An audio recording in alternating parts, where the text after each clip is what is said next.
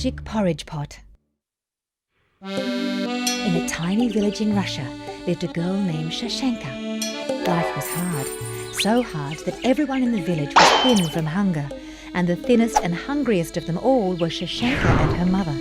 Their bellies growled so loudly at night that their neighbours complained. "Keep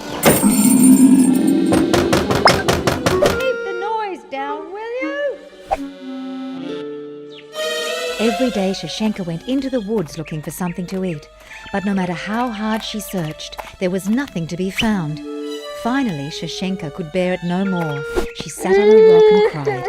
"What are you moaning about?" Shashenka looked up in surprise. Before her stood a very crooked old woman. "There are people in the world with far worse troubles than you." It was true. Shashenka felt ashamed of her tears. "Take me," the old woman said. "My back is ruined, and I have to carry this heavy pot wherever I go." The pot was indeed very heavy, and weak and hungry as she was, Shashenka offered to carry it a while. The old woman handed it over, and without even a word of thanks, marched off. Shashenka stumbled after her as best she could. After a short time, the woman stopped. She decided Shashenka could keep the pot. "When you want something to eat, say, 'Cook, pot, cook.' And when it's ready, say, 'Stop, pot, stop.'" Before Shashenka could ask but a single question, the old woman had vanished from sight. When Shashenka arrived home with nothing but an empty pot, her mother was very unhappy. Hunger roared in her belly, and she roared at Shashenka. "What use is a pot if you have nothing to cook in it?"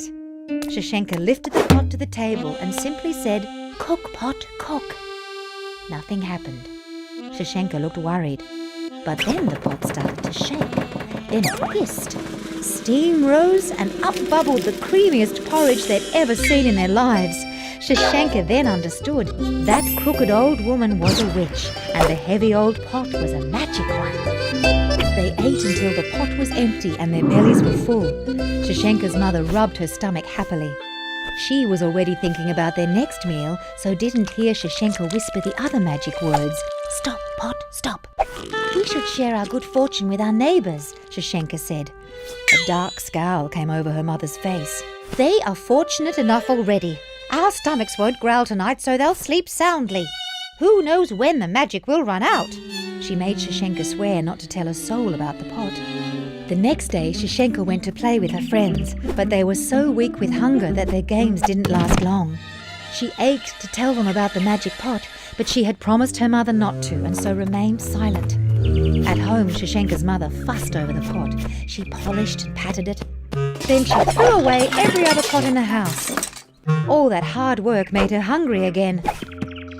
"Cook, pot, cook," she commanded. And hey presto, from inside the pot, more delicious porridge bubbled up. Not even bothering to get a bowl, she ate straight from the pot. Delicious! But as quickly as she ate, the pot kept filling up until it was set to bubble right over the edge. "Oh dear! How did Shashenka make the pot stop?" "Enough, pot, enough!" But the pot bubbled on. "That's plenty, pot!" The porridge steamed over the edge and onto the table. "Really, that will do!" The porridge poured onto the floor. Shashenka's mother started to panic. "Cease! Finish! No more!" But the pot kept right on cooking. The porridge poured through the windows and down the street, bubbling and boiling, forming a great wave that rolled through the town.